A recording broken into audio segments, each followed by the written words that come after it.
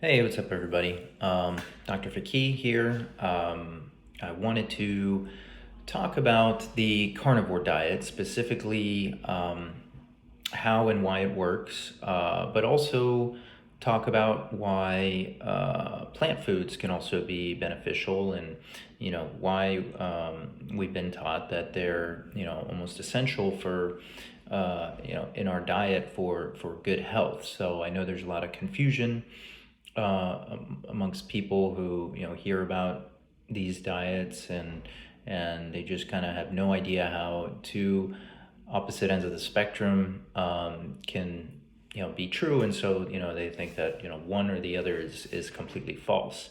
And just like with everything else, usually there's a little bit of truth to both camps. So I wanted to give my opinion and my just experience and thoughts on the topic. So I think before talking about why the carnivore diet works and when maybe you would want to use it, I think it's probably better to start with plant foods and why plant foods have been touted to us as being so healthy and being promoted as the most nutritional thing for us. So when you look at the science behind plant foods, which basically vegetables and fruits, and how we obtain health benefits from those, it basically boils down to three things. One is the presence of fiber. Okay, the other is the presence of dietary antioxidants, and the other is something called hormesis. Okay, so we'll go down all those three. So number one, fiber. Fiber is a very it's a very useful tool in health and in nutrition, particularly when you, in the context of a diet that's relatively high in carbohydrates. So one of the most effective things that fiber does is it essentially moves food through the intestine more quickly than food would go if fiber wasn't there. So when you are eating something that has lots of carbohydrates and lots of fats, and you don't have much fiber, the way it passes through the intestine is relatively slow, and so you're going to absorb all that energy. You're going to absorb all those carbohydrates and you're going to absorb all those fats, which basically means you're going to have likely more energy in the blood, and so the chances of you having essentially more calories than you're expending is going to be higher. So your increased risk of having basically being overweight, you're going to have increased risk of having a high insulin spike, and you're going to have an increased risk of having an abnormal cholesterol panel. So what fiber does is it essentially moves the food through the intestine quicker, so you're not able to get those carbohydrates and those fats absorbed as quickly. And if they do get absorbed, they get absorbed a bit slower, so that your body has more time to process them. So the insulin spike is worse, or is less. And again, the actual absorption of energy is probably less overall. So this is why they always tout fiber to being good at helping manage insulin and helping manage glucose levels. You always hear fiber as one of the ways you can lower triglyceride levels, and that's again because you're reducing that absorption. So if you're eating a diet that is high in carbohydrates, or high in fats as well, maybe having some fiber is a good idea. The other thing, fiber is, because it's bulky and it's non-caloric, meaning there's not really any calories associated with it. It's satiating, so it will expand the stomach, it will expand the intestine, and so the hormones that are associated with feeling full and reducing appetite can be increased by by basically adding more fiber to the diet. And then the other benefit of fiber is something called, it's basically a prebiotic because it helps feed the bacteria of the colon, okay? And it does so by creating something called butyrate, okay? Butyrate is the major food for the bacteria in your colon, and fiber is basically the biggest source for butyrate that is studied, that we know of. So that's the strong benefit of fiber. Next, antioxidants. So antioxidants, we always kind of hear about, fruit and certain, vegetables being very high in, antioxidants, and so it being very good for you. And basically what antioxidants do is they lower the oxidative stress that comes about regular day-to-day life. So we're constantly being exposed to oxidative stress, whether it be through sunlight radiation or electromagnetic radiation. Certain things that we eat can be high in oxidation. So having antioxidants in food can help kind of counteract the oxidative damage that we're getting from the environment, and this damage can cause DNA damage, and so getting dietary antioxidants is a way to kind of help mitigate that. And then the third major benefit of plant foods is the concept of hormesis. So hormesis is kind of fancy word for what doesn't kill you makes you stronger. And basically, because plant foods do have, plants basically have their own defense mechanisms, so that animals won't eat them. They can't run. They don't have fangs, they don't have antlers, they don't have any of these mechanisms to defend themselves from getting eaten. And so what they do is they have low level toxins that when eating too much of those foods will cause most animals that eat them to be sick. And so this is why in the wild, most of the plants you come across you can't eat. They're going to make you sick. So but by having that low level of toxicity in small amounts, you are actually triggering your own body's anti-inflammatory mechanisms. And one of the biggest mechanisms of that is something called glutathione. Okay, so glutathione is it's basically the body's major antioxidant. It's our own innate antioxidant that we make. And plant foods, particularly leafy green vegetables, things with sulforaphane. So if you've heard of sulforaphane in broccoli and in cruciferous vegetables, the way that is beneficial is because it helps stimulate the body's own glutathione production.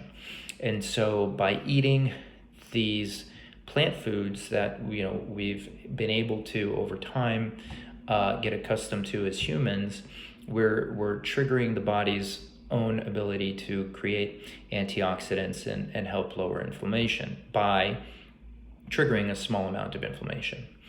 And so when you look at particularly these last two benefits of plant foods, the antioxidants and the concept of hormesis, these are very important in a diet that's carbohydrate based. And the reason is studies have shown that high levels of glucose can actually inhibit your body's own glutathione and your body's own antioxidant system. So, and for the past 70 years at least, humans have been eating a diet predominantly high in carbohydrates than any other macronutrient. And this is basically because the way our agriculture has made food available, most of our calories come from carbohydrate. And so unfortunately, high levels of carbohydrate or high levels of glucose inhibit our body's own glutathione. So as the past studies of nutrition in the past 70 years have focused on humans who eat predominantly a high carb diet, then of course eating high amounts of vegetables in that population is going to make that subset healthier. So when they do studies saying that people who eat more vegetables and fruits tend to be healthier, well, yeah, when most of those people that you studied are eating a high carbohydrate diet, then yes, the vegetables, the benefits of vegetables are basically making up for the loss of our antioxidant system because of a higher glucose level or higher carbohydrate diet. And this has been shown in in animal models that when you lower carbohydrates and lower insulin, and when you actually increase ketones, which ketones come about when you have a lower carbohydrate diet, this helps the body create its own glutathione. And so you don't need those plant sources to create your own innate antioxidant system. So going back to, and this is a good segue as to why the carnivore diet works. So if one of the major benefits of plant foods is by giving a little bit of inflammation or stress through the concept of hormesis, let's say you have somebody who has chronic inflammation, which is the population that mostly benefits from carnivore diet. So chronic inflammation is anything from chronic skin conditions, autoimmune conditions like rheumatoid arthritis, or autoimmune inflammatory bowel disease like Crohn's or ulcerative colitis. All these things are basically processes of chronic inflammation where they just have inflammation constantly going on. So when you consider that one of the main benefits of plant foods is adding low-level inflammation, probably not a good idea to add low-level inflammation in someone who has chronic inflammation ongoing. It's just going to make that inflammation worse. So maybe what we need to do is lower that inflammation, or take that chronic inflammation out completely before we consider adding plant foods. And so this is where the carnivore diet comes in. So how the carnivore diet basically works is, one, you're removing the small level of inflammation that comes from plant foods. So that is no longer in the equation. And so you're basically going back to forms of nutrition that are the most basic and essential. And one of the major benefits of animal foods, or particularly meat, is that it has essentially all the essential nutrients in their most bioavailable form. Meaning, not only is there, do most of the essential nutrients that we need for life to function can we find in animal foods, particularly if we eat the whole animal, not just muscle meat, but if we're talking about organ meats, we're talking about the collagen, the connective tissue, all that stuff. So, if we're focusing on a diet with that, you're basically getting all the essential nutrients. Not only are they there, but they're in the form that is most easily digested and absorbed, for animals. So think of it this way. When we are eating plants and digesting plants, we are essentially trying to turn plant into animal. Through the process of eating, we're essentially taking outside molecules and trying to turn them into human molecules or animal molecules. We're trying to turn them either into energy or structural products. So trying to take a plant and turn it into an animal is harder than taking an animal and turning it into an animal. So, this is why animal foods are,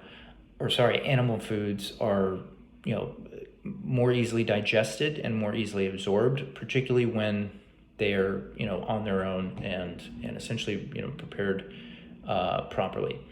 So that is one benefit. Now, some people might say, okay, well, what about, vitamin C? Well, nutritionally, vitamin C has two major benefits. One is to help in the production of collagen to prevent scurvy. Okay, and basically the amount of vitamin C that you need to prevent scurvy is actually very, very low.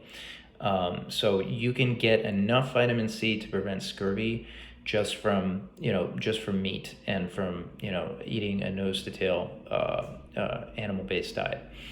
Now, is a good argument for the need for more vitamin C for antioxidant capacity, because vitamin C is a very good antioxidant. But then this goes to what I explained earlier, that when you're not eating a diet high in carbohydrates, the need for nutritional antioxidants such as vitamin C is significantly less, because your body's own glutathione production, antioxidant production is much more efficient. So and that brings me to the next benefit of animal-based diet, is that it's low carb.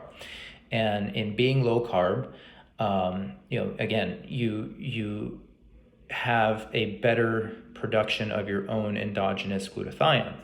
And so, and this has been shown in animal models too, that, having high levels of ketones actually increases glutathione production in the mitochondria.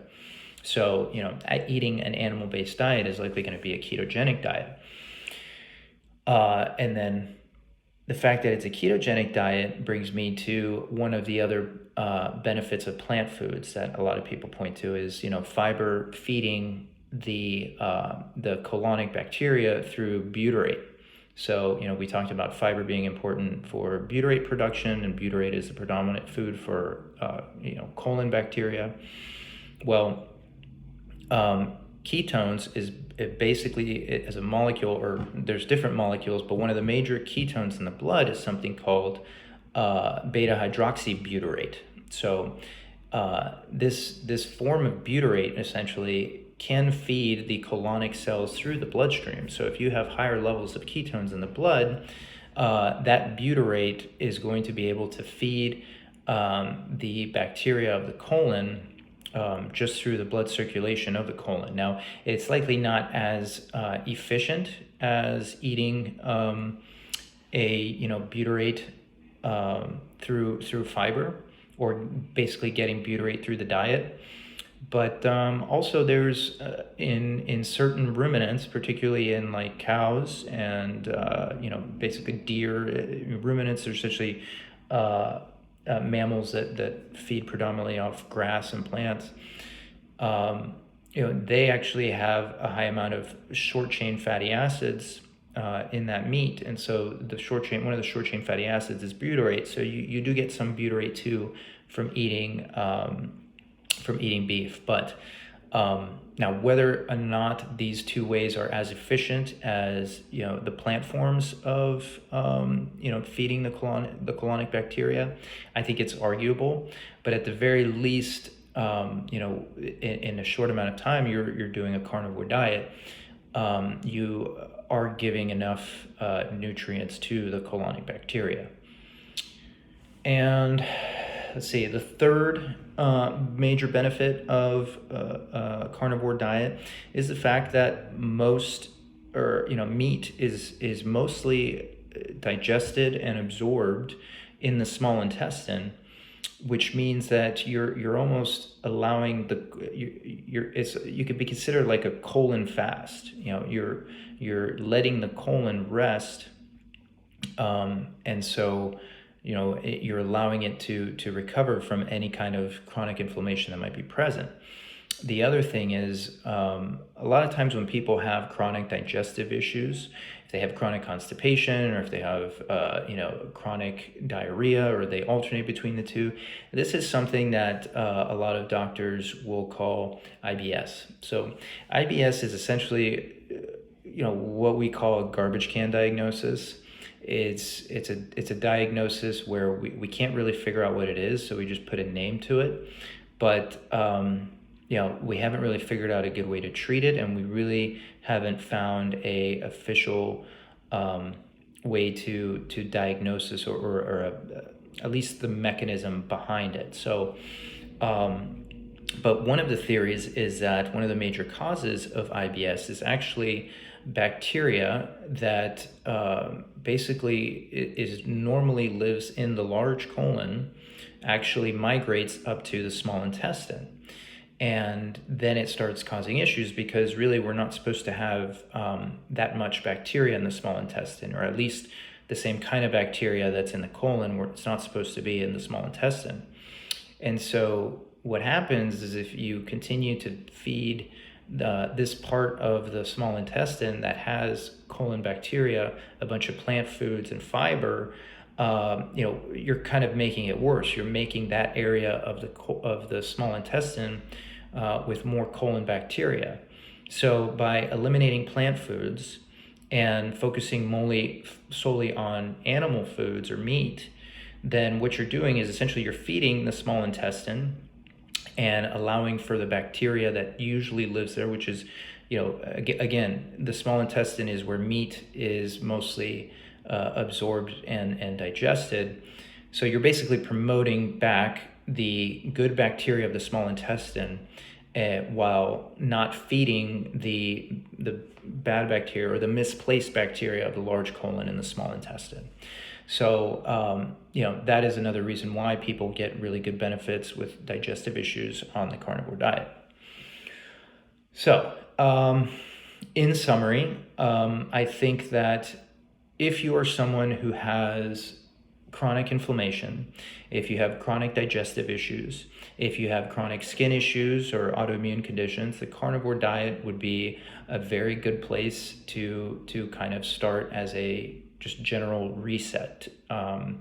Definitely doing it for a small period of time has little to no harm at all, and so giving it a try I think would be worthwhile. Again, I would highly recommend to not just do muscle meat. It's very important to get enough glycine, okay, to balance out the glutamine that you get from a high meat diet. So by eating more connective tissue, eating bone broth, eating collagen, things like that will help give enough glycine. And glycine actually also helps with glutathione production, to help kind of, again, stimulate your body's own antioxidant and anti-inflammatory process. So so if you're one of those people, a carnivore diet, at least temporarily, I think would be a very, very good place to go. And then once you've fixed inflammation, once there's no more low-level inflammation, once the gut bacteria are where they're supposed to be, then you can slowly incorporate plant foods to get those benefits of plant foods. Things like hormesis and things like fiber for satiety and everything. So with regards to hormesis, some people who are very strong proponents of the carnivore diet would say that you don't need plants for hormesis. You can get hormesis through things like exercise, things like extreme temperature therapy, like doing cold plunges or sauna. And I agree, you can do all that stuff to help trigger your body's own glutathione production and get hormesis through what's called environmental hormesis, and you don't need the chemical hormesis from plants. But my argument is that, for one, not everybody has access or ability to do those things on a regular basis, and it's much easier to just eat some vegetables every once in a while. And two, I think that even though those kind of environmental hormetic therapies or treatments could have been enough back in our evolutionary time or in our ancestral period where we didn't have that much chronic inflammation, or at least oxidative stress around us all the time. But unfortunately, we live in an environment that is very polluted, and it's polluted through air pollution. It's there's light pollution, electrical magnetic frequency pollution. Our water is polluted. So I think we are getting bombarded way more often than our ancestors did. And so maybe being able to tolerate plants and adding plants on a regular basis may provide an added benefit that is needed more now than was needed when our ancestors were getting by eating predominantly meat. So yeah, that's pretty much it. That's pretty much my input on the carnivore diet. why both plants and a predominantly or solely meat-based diet are both beneficial in certain circumstances, and they both can be used as tools to achieve your overall health and longevity goals. I am currently doing a carnivore-ish diet for the month of January, just kind of to help promote World Carnivore Month. I do think it's important that physicians and practitioners see that this is a viable treatment option for certain conditions, and so it's really just to spread awareness. I personally don't need to be on a carnivore diet, but I like the notion of just spreading awareness of it because I think it's such a useful tool. And yeah, that's it. I think the goal should be to get to the point where we could, the more varied your diet is, the more likely you're going to stick to, the proper nutrition plan, that will help you maintain your health goals. The more you restrict your diet in particular foods, the less likely you're going to stick to it in the long term, and you're probably going to get stressed out and go back to eating, crap. So, doing the carnivore diet is great to kind of reset, but once you, especially if you have problems with plants, or you might not even know you have problems with plants until you do this kind of thing and then maybe feel better. But once you kind of reset the body, then you're able to, add plants back in, because I do think there's some benefit there. But anyway, let me know what you guys think. Have you guys tried the carnivore diet? Are you thinking about trying it? What have been your experiences? And I guess if you like this video, give it a thumbs up, share it with some friends, and let me know if you guys have any other ideas for discussions that I can do. All right.